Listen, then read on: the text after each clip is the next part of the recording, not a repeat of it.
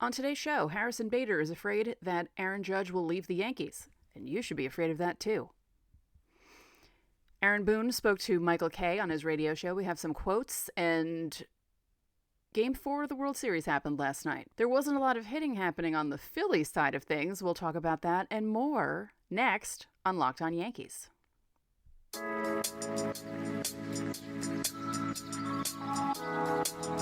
You are Locked On Yankees, your daily New York Yankees podcast. Part of the Locked On Podcast Network, your team every day.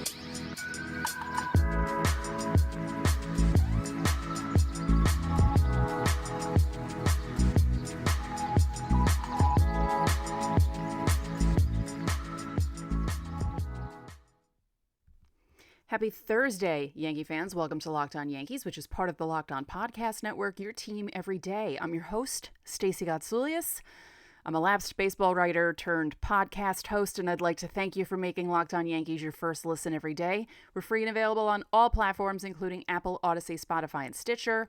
You can watch and subscribe to us on YouTube. Also hit the thumbs up button to like our videos and the bell so you're notified as soon as our videos go live. How's everyone doing today? How are we all doing today? I'm not even paying attention to the game. I know something's happening. Verlander's pitching. Schwarber hit a home run. Houston was up 1-0 when the top of the first ended, and then Schwarber tied it in the bottom of the first. So we'll see what happens. We're going to talk about what happened in last night's game later on in the show because, wow. Wow. So Harrison Bader was discussing Aaron Judge and the Yankees, and even though he only played alongside Judge for a few weeks, he obviously wants Judge to remain with the Yankees. I mean, any person with a brain would want Aaron Judge to remain with the Yankees. Yankee people, that's what I mean. I mean, other fans of other teams would love to see Aaron Judge on their team. You know, Ben of Locked On Giants would love to see Aaron Judge in the Bay Area, hometown boy. So, yeah. Harrison Bader said, if Albert Pujols can leave, anybody can leave. And it's true. Pujols, his resume compared to Judge's when he left St. Louis was even more impressive. He won the National League MVP 3 times. He finished in the top 5 in voting in 10 different seasons up to that point. And he left for a 10-year, $254 million deal from the Angels. And then he spent the next decade with the Angels, signed with the Dodgers, and then he returned to the Cardinals, as we all know, prior to the season. And he didn't do anything for the first half, and then suddenly started hitting home runs again for the second half and made it past 700, and it was like a fairy tale. Bader said about baseball, it's a business. I learned that very quickly this year. There are no hard feelings at all. It's never personal. It's about the game. Selfishly, I'd love to continue to be Judge's teammate. He's an incredible talent. It's like, yeah. Yeah. Bader was on MLB Network before last night's 7-0 Game 3 Astros win over the Phillies. He said Judge earned everything that's coming his way. I wish him the absolute best wherever he ends up. It's a decision he and his family will make. I'm looking forward to see how it shakes out. Yeah, I'm not looking forward to seeing how it shakes out. I know we're all nervous about this because I don't trust Yankees ownership to do the right thing because they've muffed up other deals and have money on other deals. And I think that in order to keep Judge with the way that Hal has operated lately, they're going to have to try and maybe get rid of Aaron Hicks somehow, get that money off the table. Maybe get rid of Josh Donaldson. I don't know how that's going to work. Who's going to want a 38-year-old Josh Donaldson who couldn't swing the bat at all? Defensively, he was good, though. So if someone with like a light-hitting third baseman who's still good at defense at his advanced baseball age, maybe someone might take Josh Donaldson. But then you also have to deal with the other stuff that you get with Josh Donaldson. So, yeah, this is a scary proposition. People were worried after the Yankees were swept by the Astros because Judge was saying things about the Yankees in the past tense. But he was just being diplomatic because he's a free agent. And I believe people discovered he unfollowed the Yankees on Instagram, which I think everyone unfollows the teams that they're, like, if they're going into free agency, they'll unfollow the team that they were on and then either refollow if they sign with them or follow the new team. But he said, getting the chance to wear the pinstripes and play right field at Yankee Stadium, that's an incredible honor that I definitely didn't take for granted at any point. Very few individuals get a chance to do that and play in front of the fans for my whole 6 years here. It was a special time. I just kicked myself for not bringing home that championship. And then Aaron Boone said, hopefully we'll see him for years to come in pinstripes. I don't even want to think about the alternative right now. He means a lot to a lot of us in that room. Yeah, I don't want to think about the alternative either, Mr. Boone. None of us do. It's a very distinct possibility, but I said it on yesterday's show. If the Yankees lose Aaron Judge, they are in a world of trouble next season. Who do you get to replace him? There's no one to replace him. It's just a nightmare situation, a nightmare proposition that I don't want to think about. Now, Harrison Bader, on the other hand, we got a small taste of what Bader can do for the Yankees, and I enjoyed nearly every second of it. I enjoyed watching him play defense. It's great to see a center fielder actually know how to play center field, and that takes nothing away from Aaron Judge, the job that he did this year. It's why he couldn't win a Gold Glove, because he was switching between the two positions, right field and center field, because other guys on the team couldn't carry their weight, which is why they had to get Harrison Bader. Hello, Aaron Hicks. So I'm looking forward to a full season of Harrison Bader. If you're not watching on YouTube, I'm crossing my fingers that his foot is completely healthy and that he doesn't have a relapse or something with the plantar fasciitis, because that is a tricky injury to have when you're someone who runs like Harrison Bader runs. But yeah, the little bit that we saw of Harrison Bader, he's one of those guys who looks like he was born to play in pinstripes, and I'm looking forward to seeing more from him. So in a moment, we're going to be talking about Game 2. No, it wasn't Game 2. Well, Game 2 in Philadelphia. Game 4 overall of the World Series, because wow. But first, the numbers don't lie. In the last decade, over 4 million people have chosen Simply Safe Home Security to protect their homes. You don't earn the trust of that many people without doing something right. At Simply Safe, your safety is the only thing that matters. They protect you with cutting-edge security technology powered by 24/7 professional monitoring agents who always have your back. If you have the Simply Safe app, you can watch crystal clear HD live streams of your security cameras, or the wide variety of high-tech sensors that you may have all over your house. With that 24/7 professional monitoring, Simply Safe's agents will call you the moment a threat is detected, and they'll send police or first responders in an emergency, even if you're not home or can't be reached. You can go and customize the perfect system for your home in just a few minutes at simplysafe.com/lockedonmlb. Save 20% on your Simply Safe security system when you sign up for an interactive monitoring plan and get your first month free. Visit simplysafe.com/lockedonmlb to learn more. There's no safe like Simply Safe. Thank you for making Locked On Yankees your first listen. For your next listen, check out the Locked On Sports Today podcast. The biggest stories of the day, plus instant reactions, big game recaps, and the take of the day. Available on the Odyssey app, YouTube, or wherever you get your podcasts. After the Phillies beat the Astros 7-0 in Game 3, the Astros come back and beat the Phillies 5-0 in Game 4. But not only that, they combined for another no-hitter, like they did against the Yankees earlier this season.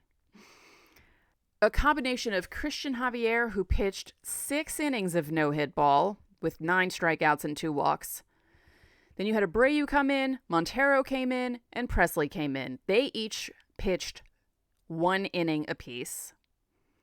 Abreu had 3 strikeouts, Montero had 1, Presley had 1 for 14 overall, 3 walks, no hits, no runs, nothing. Unbelievable. Javier is having an unbelievable postseason.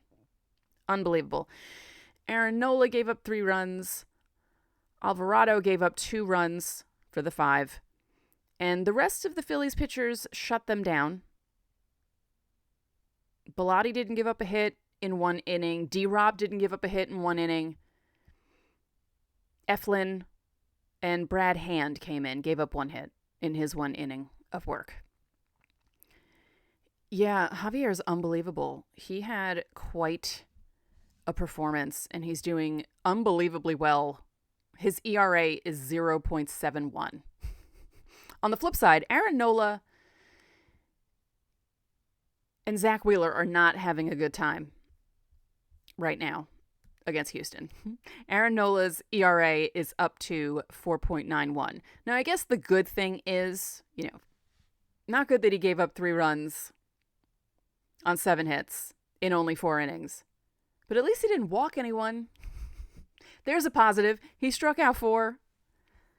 But yeah, Javier's having an amazing postseason. And right now, the game is, I believe, still tied 1-1, which is big for the Astros because Justin Verlander's pitching. And we know how Verlander has issues in the World Series for some unknown reason. He's an incredible pitcher every other moment of his life, but for some reason, that World Series performance is elusive for him. Verlander's up to 51 pitches in the bottom of the 3rd inning. Castellanos just hit a line drive to short that was caught. There's a runner on first. It's still tied 1-1. So Verlander hasn't blown up yet. So that's good. And neither has, I believe, Syndergaard is pitching for the Phillies right now. The Phillies are wearing their powder blue uniforms, which reminds me of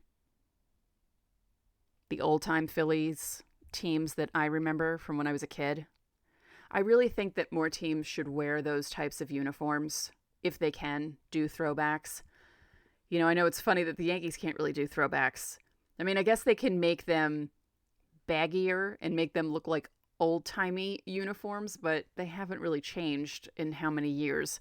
They did do that one time in Fenway when they were celebrating the 1912 Red Sox, and the Yankees wore their 1912 uniforms on the road. That was really cool. That was really, really cool. I liked that a lot. Oh, there's a hit through shortstop. Bomb. Still 2 outs, though. So, I mean, they're getting something going. But hey, at least they weren't no-hit tonight, right? Unbelievable. I can't believe that. A no-hitter. Well, a combined no-hitter. And there's a lot of debate today. Some people were saying it's not a real thing, kind of dismissing the whole combined no-hitter thing. But this is baseball now. You're going to see a lot more combined no-hitters because they don't let starters pitch that long anymore. I know there are some times where guys will throw games like that. Like David Cohn had 88 pitches in his perfect game. So you'll see guys have a pitch count that's slightly lower, but no, you're going to see combined no-hitters a lot more now, and they do count. I know that it's not as impressive as one guy, but it does count as a no-hitter because the other team did not get a single solitary hit. So, but that was a fun debate on social media after that game. Yeah, there were a lot of funny things happening, and the other funny thing that was happening, and I don't understand why this is happening, and I think I'm going to expound on it in segment 3, because what else is there to talk about other than players being booed? It's all I talk about on these shows, but this time it's a bunch of different players, and we'll talk about it in a second. But first, okay, I have an issue here. I have an issue with baseball writers trying to defend the Astros with the booing. I talked about John Heyman writing about it the other day. I saw another article today. I didn't read the article. I shouldn't say that. I saw the summary of the article and the tweet that the writer put out. And I don't know how to say the guy's name. It's spelled weird. It's like Savrula, Barry Savrula. Like it's SVRU. It's an odd last name, Barry. I'm so sorry. But I just thought it was funny that these writers are suddenly like, oh, you shouldn't boo the Astros. You know, don't boo Bregman. Don't boo Altuve. They paid their price. Did they pay a price for anything that happened in 2017? No. They certainly did not. I discussed that yesterday. Nothing happened to the Astros. They were perfectly fine. They're still fine. They're in the World Series. Nothing happened. Here it is. Oh, all right. I totally said this wrong. I don't know how to say it. SVRLUGA. You try and say that. Booing Altuve and Bregman is both tired and inevitable. Through it all, the Astros keep cranking out players, Christian Javier among them, on a team with an outdated reputation that has become an October fixture, however inconvenient that may be. They're going to be booed for the rest of their careers. Just like steroid users were booed the rest of their careers. Just deal with it. And it's not like their own fans are booing them. They're being booed in opposing ballparks. Like, it usually happens when opposing teams are playing in a ballpark. It's not new. People boo the Yankees everywhere they go. They're not crying about it. So I joked on Twitter, and I didn't have people be nasty to me, actually, about this when I said it. But I said MLB clearly did a piss-poor job punishing this team if their biggest punishment is being booed vociferously on the road, and if the cheating scandal makes it so fans of other teams will never believe that anything they accomplish is on the up and up, that's their own fault. It's the same thing with the steroids guys. People booed them for the rest of their careers and didn't believe that anything they did was clean. You're just going to have that reputation. No matter what you said about, I didn't partake in it, I didn't do it, I didn't say, or I didn't do it, but I didn't say anything. Well, yeah, you let it go on. You know, you won your MVP, Altuve, because your teammates helped you out. Okay? Because if you look at all the stats, Judge beat him in a lot of different categories, and it annoys me to this day that Judge didn't win the MVP in 2017. It was he's a rookie, he shouldn't win the MVP. Anyway, I just thought that was funny. No, don't boo the Astros. They're fine. They're fine. The Yankees get booed at all-star games no matter where they're played. Do you remember? Oh, one of my favorite things of all time. 2010? Yes, right, because it was before the 2010 All-Star game that Bob Shepard passed away, right? And Jeter made sure that they played his clip of him introducing Jeter in Anaheim at the All-Star game, right?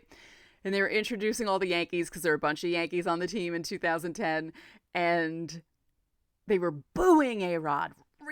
Really booing him, and he tipped his cap, and like even the rest of the guys on the All-Star team were laughing at A-Rod doing that, and I just thought it was the perfect thing. But Yankees are booed everywhere, no matter what.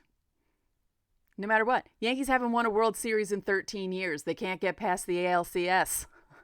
And people are still booing them as if they're the Yankees from the late 90s that keep winning World Series. So Astros, just deal with it. Suck it up and deal with it. It's ridiculous. It's ridiculous. I think for the most part, the players are dealing with it. But, oh boy. Syndergaard just gave up a home run to Jeremy Pena. But it was only a solo shot, so that's all right. 2-1. No outs, though, in the top of the fourth. Still early. It's still early. And there's still enough time for the Astros, for the Phillies to turn things around on Justin Verlander. We'll see how that goes. So yeah, World Series, Game 5, pivotal right now, 2-1 Astros at the moment, in the fourth inning. Verlander against Syndergaard. And yeah, it'll be interesting to see who pulls ahead. Because, you know, if Philly pulls ahead, they have 2 games to win in Houston. They won the first game in Houston. It's possible. and teams seem to be able to beat them in the World Series in Houston. I mean, the Nationals did it all 4 games. The Braves had no issues doing it either. But this game is more pivotal for the Phillies. They need this game. They definitely need this game more than the Astros. So we'll see what happens. I'm not going to make a prediction because I'm not good at that, but it'll be interesting to see what happens. I mentioned Aaron Boone having quotes today. He's going to have more tomorrow because the Yankees are having him and Cashman talk to the media tomorrow at noon. But this is some of the stuff that he said on the Michael Kay show today. He said about the players and playing in front of the New York fans. This is a fan base you want to play in front of. Yes, there's some tough scenarios, but by and large, our guys love doing it in this environment because we know there's going to be no better ultimate place to win. He also said to Michael Kay that he has had second thoughts on taking Garrett Cole out of Game 3 of the ALCS. Well, that's good. Did you have second thoughts about Game 1 and the decisions you made in that game as well, Mr. Boone? Or, Game 3 against the Guardians? The Cole decision shouldn't be the only one that you have second thoughts about. He said about Josh Donaldson being the starting third baseman next season. As we sit here right now, absolutely. He's been an offensive machine for the best part of his career. I think it was one of those years where he was searching for that consistency. Sure, but you have to swing the bat, Josh. Swing the bat. And hey, Abby and I would talk about it all the time on the show. A lot of times when guys are doing badly on the offensive side, it affects their defense, and that didn't happen to Josh Donaldson. So that was one positive about Josh Donaldson. Aaron Boone said that the Yankees and the 2004 Red Sox thing was overblown a bit, and that they weren't sitting there watching tons of film. They just saw a couple of clips because it was like, another team has been in this position and they've come back, so maybe you can too. Yeah, they really were motivated. And then he was asked if he wants Anthony Rizzo back. I mean, of course he does. Everyone does. Don't you want I want Anthony Rizzo back. He said, absolutely yes. He's been everything we could have hoped for. He's been an amazing person in our clubhouse. Very productive on the field. Very much cut out to play for the Yankees. And Rizzo can opt out this winter. I'm a little worried about the Aaron Judge thing because Aaron Judge and Anthony Rizzo are very close. Their wives are close. And I'm just really hoping the Yankees, as I said on yesterday's show, to quote Tyler Glasnow again for probably the 4th time, because I like Tyler Glasnow, back up the Brinks truck and give Aaron Judge whatever he wants. Money-wise, not years-wise, but money-wise. Give him all the money that you can give him, Yankees. And finally, Aaron Boone on Judge. I don't think you're going to see a season like he just had from anyone for a long, long time. I hope it doesn't come to that, meaning Judge leaving in free agency. It's hard to think anyone can replace Aaron Judge. Yeah, no one can. No one can. So again, Yankees, get this done. Get it done. So that's it for this episode of Locked On Yankees, which is part of the Locked On Podcast Network, your team every day. I'd like to remind you that you can watch this show in Apple Podcasts, Google Podcasts, Odyssey, Spotify, Stitcher, or anywhere else you get your podcasts. You can watch and subscribe to us on YouTube. Again, hit the thumbs up button, comment on YouTube, and click the bell so you know when our videos go live. And now that you've made Locked On Yankees your first listen of the day, make your second listen the Locked On Sports Today podcast. From the games that matter the most to the biggest stories in sports, go beyond the scoreboard and behind the scenes with local experts and insights only Locked On can provide. Locked On Sports Today, available on this app, YouTube, or wherever you get your podcasts. One more thing, if you could be so kind, please rate the podcast and spread the word about this podcast to your fellow Yankee fans. We would really appreciate it. So enjoy your Thursday, and I will talk to you all tomorrow.